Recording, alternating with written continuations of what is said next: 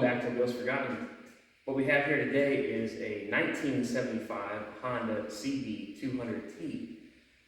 I got this bike recently at a vintage motocross spot meet. It has 2,700 original miles on it. Judging by the bike's history and everything I can see on it, I believe this thing to have been ridden to maybe 1978 or 1979 and then just parked. The bike is in exceptional original condition. It has some wear and some minor scuffs, and the paint on the case is a little rough, but other than that, it's amazing the condition of the chrome, the aluminum, the vinyl, all the paint and the lettering and stuff that's on it. There's very little wear on it. If you're looking for something that is as original as possible, this is what you're looking for. This is something that if you weren't looking to make a show bike out of, but really wanted to experience what a motorcycle like this was like if you bought it brand new in 1975, this is what you want to find.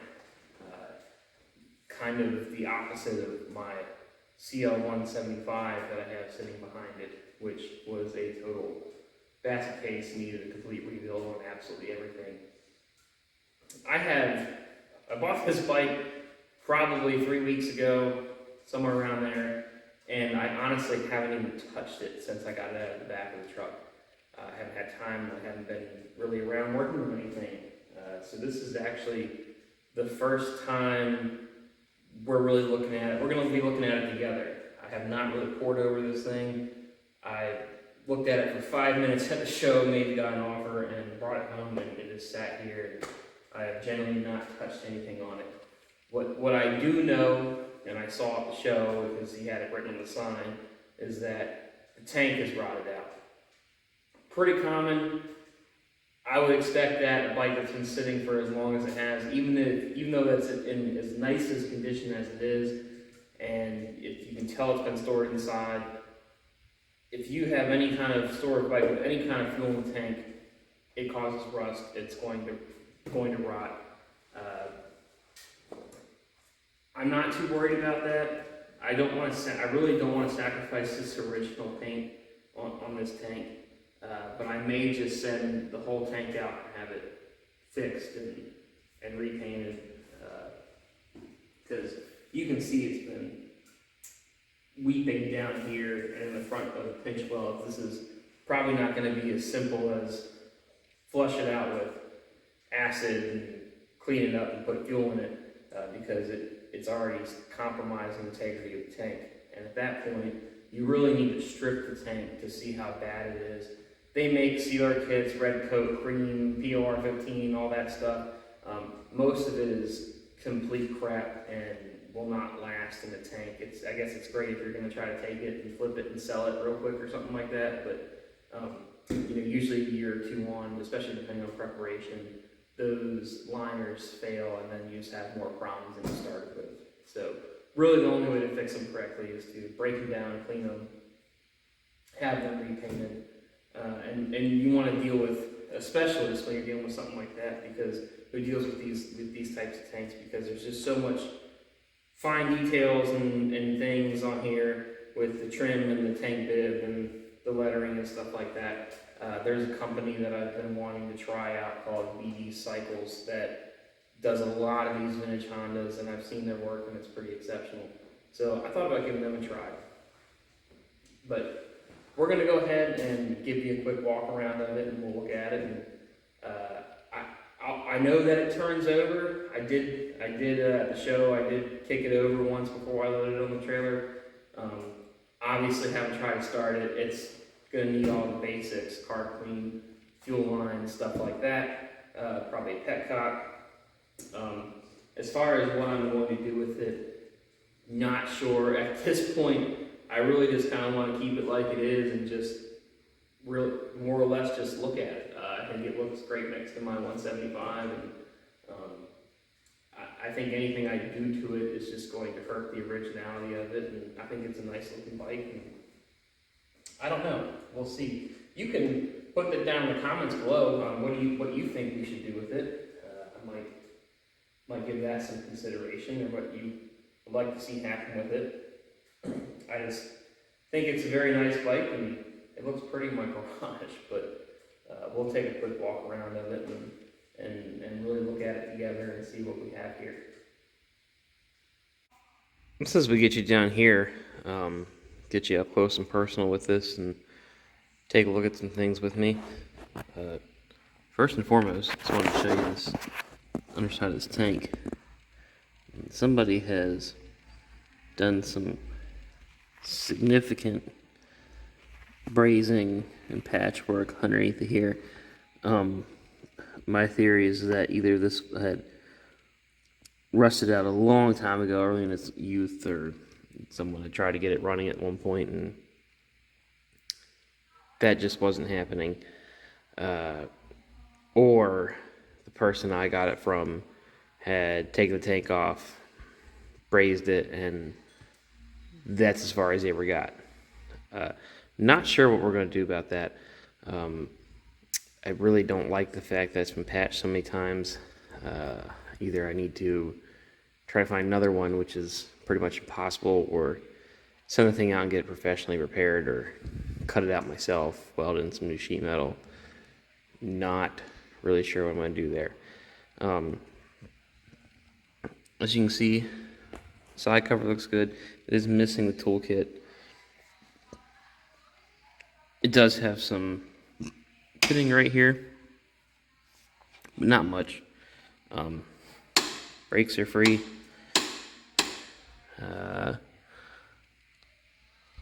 All the chrome head pipes all look really good.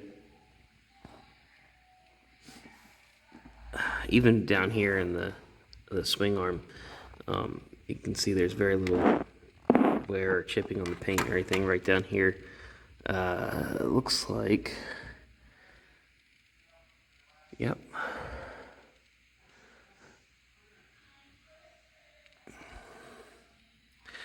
It looks like it has the original helmet lock. The paint on that's all good still. It's in pretty good shape. It's amazing how clean these carbs look. For, it's possible somebody took them off there and cleaned them. We're going to break this bowl open and take a look at it and see what it looks like. Pull the side cover off, see what the air filters look like. I need to get a 10mm, take that off on there, I think. Or is that no, I think these are all just compression fit, and then that's for the filter itself. It looks like, I don't know, is that factory grease on there? As hard as it is. Tooling mark, pencil mark, something. It's like an off blue color. Not quite sure about that. Let me see if we can pull this off of here without snapping the tabs, which is always a problem.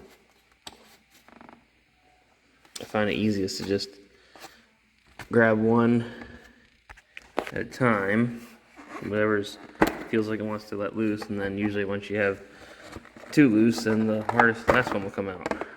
So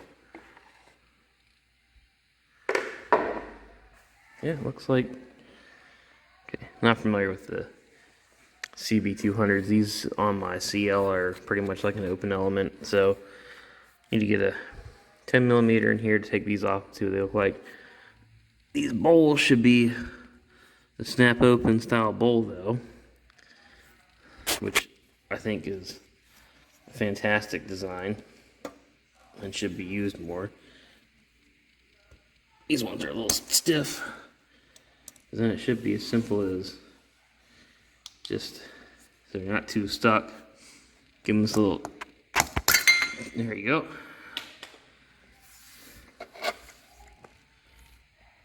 And actually, surprisingly clean inside. Totally dry, which I expected. Doesn't smell too much like varnish or gas, and actually looks like the needle's free. That's crazy. This thing will probably run the gas in it. The bowls. Maybe we'll try that here in a little bit. Come over here and take the plug wire off and pull the plug out and take a look down in the cylinder and see what that looks like.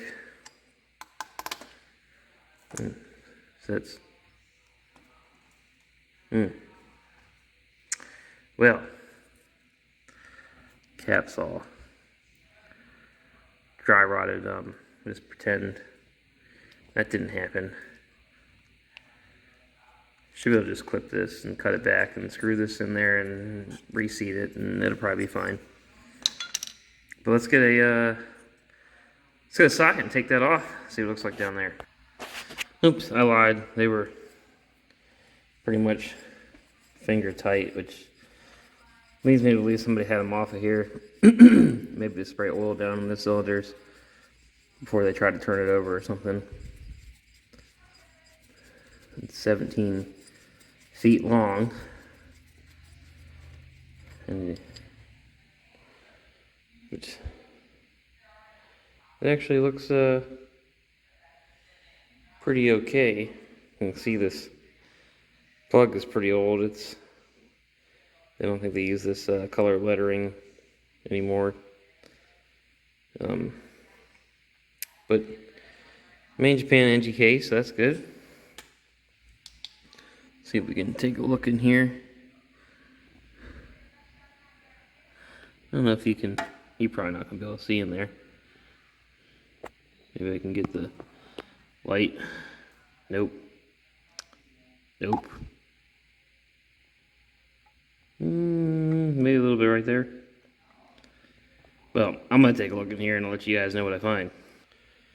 Actually, it looks pretty good in there. A little bit of a ring ridge. The valves are opening in one time when they're supposed to, and closing like they're supposed to. And the cylinder wall looks pretty good. It's got a little bit of vertical scoring, but I have yet to see one of these that didn't.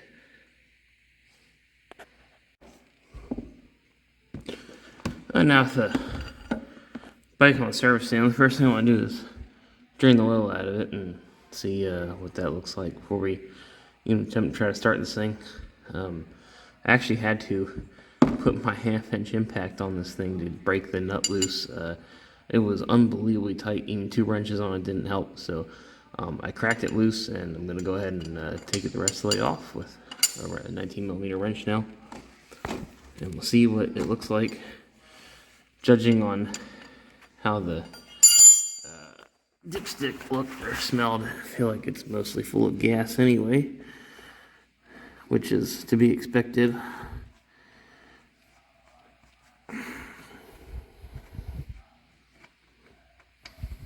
Oh. Wow, it's actually pretty clean.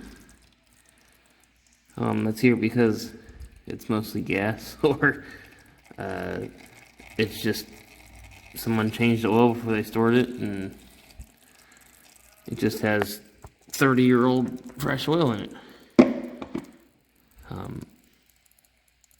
It smells a little gassy, but not the worst. No, see if I can't get any. No, it's clean in there. Shocking. Well, as you can see, I forgot about the drain plug, and there is a little bit of, it might be hard to pick up on the camera, but there's a little bit of metallic substance in there, right at the bottom. Nothing to really be concerned about. Again, it's pretty normal for the bottom of the drain plug. Well, this is here probably clutch material, most likely. I don't think it's anything serious, but I guess we'll find out. And actually, upon closer examination, I'm seeing quite a bit of metallic flake. especially floating now on the top of the oil. This is not what you want to see. I don't know if it's, a lot of the times, because these things share, obviously, a gearbox and a crankcase, the oil's the same in both, that a lot of this you'll see is from either the clutch or the gears themselves. So where they're meshing the transmission gets in the oil. Judging on how the cylinder wall and the piston looks, I'm going to guess that that's probably where it's coming from, somewhere in the gearbox, but still not great. It's a lot of metal flake in there. So we've gone ahead and I've fixed that connection on the spark plug, and I went ahead and took the old battery out of it. I threw a new battery in it, threw some oil down the cylinders, popped the air box off, changed the oil out of it, just like I showed you in the last video, put some fresh oil in it as well, and we're going to go ahead and shoot some fire down its throat and see if she'll turn up. Now, these things have no way to modulate, and the way it's a slide type carb, so they're pretty much impossible to bottle feed, but so all we're going to get out of it's a little pop from what it has in the throat, and I'm not going to try to fill an empty tank with gas that's going to have to come off and be fixed anyway. So not going to get much out of it, but hopefully she'll at least start up and see what happens here. And ignition.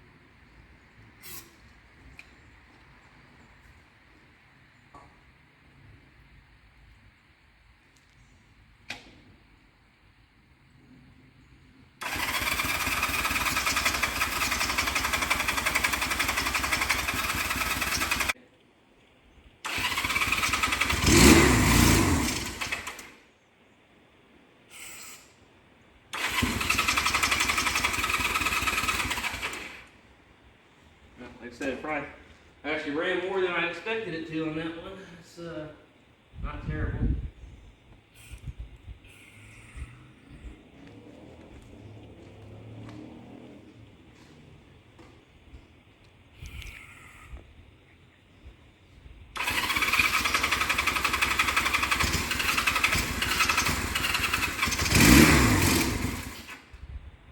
Yep.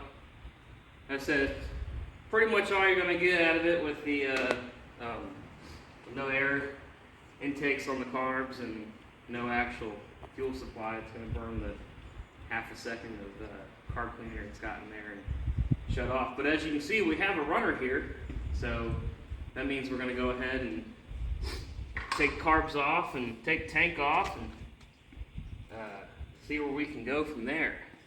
So I really hope you enjoyed this first video and part of probably a 2 or 3 part series here of getting this going.